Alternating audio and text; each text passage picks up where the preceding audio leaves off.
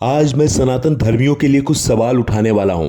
अगर हिम्मत है और जवाब है तो कमेंट बॉक्स में आके जवाब दें। सिर्फ धर्म की बात करना बड़ी बात नहीं होती। क्या आपको पता है कि भारत दुनिया भर को शिक्षा दिया? भारत ने बताया कि संस्कार और रीति रिवाज क्या होते हैं। भारत ने बताया कि आस्था की ताकत क्या होती है। और लोगों को भारत ने ही बताया कि आइए और धर्म पे शोध कीजिए। लेकिन आज अचानक से भारत के वो सारे गुरुकुल बंद हो गए। आज अचानक से भारत को अनपढ़ और गंवार कहा जाने लगा, जबकि जो लोग जानते हैं 1800 में भारत सबसे शिक्षित देश हुआ करता था। आइए कुछ फैक्ट बताता हूं और अगर आपको जानकारी है तो आकर कमेंट करिए। 1823 में 100% साक्षरता वाला भारत अचानक निरक्षर अनपढ़ कैसे हो गया? हिंदुओं के धर्म ग्रंथों और प्राचीन इतिहास पर संविधान के माध्यम से प्रतिबंध और 1858 भारतीय एजुकेशन एक्ट द्वारा गुरुकुलों एवं संस्कृत भाषा का अंत। संविधान की धारा 28, 29, 30 की धाराओं में साफ लिखा हुआ है कि मुस्लिम मदरसे और ईसाई स्कूल में कुरान बाइबल पढ़ाया जा सकता है, लेकिन किसी भी हिंदी स्कूल में वेद, गीता या रामायण पुराण नहीं पढ़ाया जा सकता। ऐसा मैं नहीं कह रहा, यह संविधान की धारा 28, 29, 30 में लिखा है। यह पूरी तरह हिंदुओं की सनातन संस्कृति को नष्ट करने का षड्यंत्र है। इसे लागू करने में इल्लू एजेंट सफल भी हो गए। भारत की देशी शिक्षा व्यवस्था को नष्ट करने के उद्देश्य से ही सन 1858 में भारतीय एजुकेशन एक्ट की रूपरेखा बनाई गई, जिसके अनुसार कॉन्वेंट स्कूल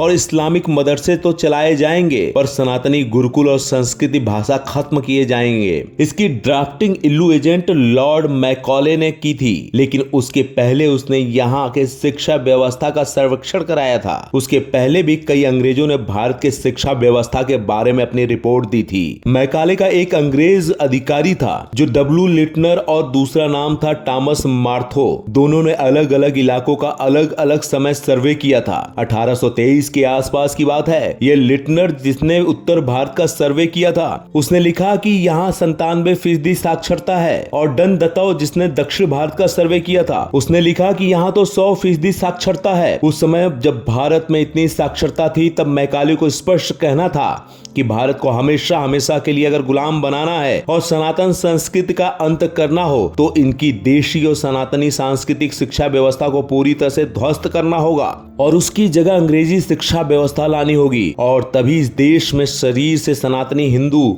लेकिन दिमाग से अंग्रेज पैदा होंगे। और जब इस देश की यूनिवर्सिटी से निकलेंगे तो हमारे हित में काम करेंगे। और मैकाले ने एक मुहावरा इस्तेमाल किया था, जैसे किसी खेत में कोई फसल लगाने के पहले पूरी तरह जोत दिया जाता है, तो वैसे इसे जोतना होगा और अंग्रेजी शिक्षा व्यवस्था लानी होगी। इसलिए उसने 1858 के एक्ट में सबसे पहले गुरुकुलों को गैर कानूनी घोषित किया। जब गुरुकुल गैर कानूनी हो गए तो उनको मिलने वाली सहायता जो समाज की तरफ से होती थी, वो गैर कानूनी हो गई और ठप कर दी गई। फिर संस्कृति भाषा को गैर कानूनी घोषित किया गया और देश के सारे गुरुकुलों को घूम घूम कर खत्म कर दिया गया। उनमें आग लगा दी गई और उसमें पढ़ाने वाले गुरुजनों को मारा पीटा, जेल में डाला गया। 1850 के इस देश में 7,32,000 गुरुकुल हुआ करते थे और उस समय देश में इतने ही गांव थे। 7,50,000 मतलब हर गांव में औसतन एक गुरुकुल। और ये जो गुरुकुल होते थे वो सब के सब आज की भाषा में उच्च शिक्षा के हुआ करते थे। उन सब में 18 विषय पढ़ाया जाता था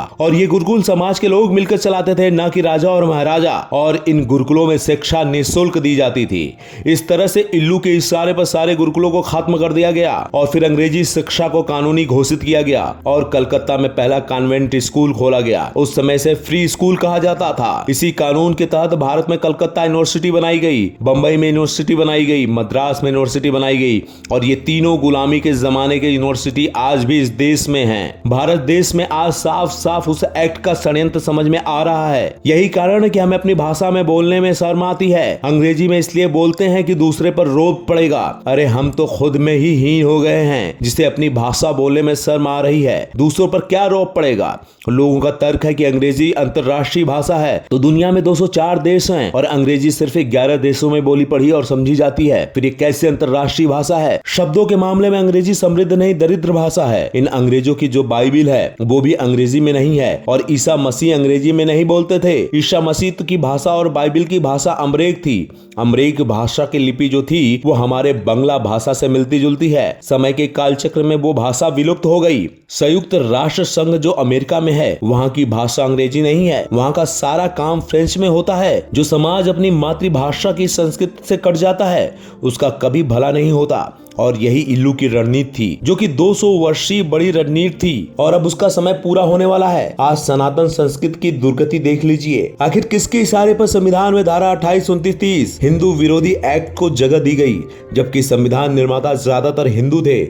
आखिर किसके इशारे पर 1947 में 39,000 बचे गुरुकुलों को 2019 में खत्म करके 34 संख्या में पहुंचा दिया गया? आखिर किसके इशारे पर गुरुकुलों को छोड़कर मदरसों पर धन लुटा रहे हैं? पहचानिए पर्दे के पीछे के खिलाड़ियों को। और मैं आपसे कहता हूं, अगर आपको जानकारी है तो लिखिए। कम से कम इतनी हिम्मत लाइए कि जो आपका सच है उसे आप उजागर कर सकें। मंच पे नहीं बोल सकते तो यहाँ लिखिए, ताकि दूसरे लोग पढ़ें और उनको समझ में आए कि आखिर देश में चल क्या रहा है।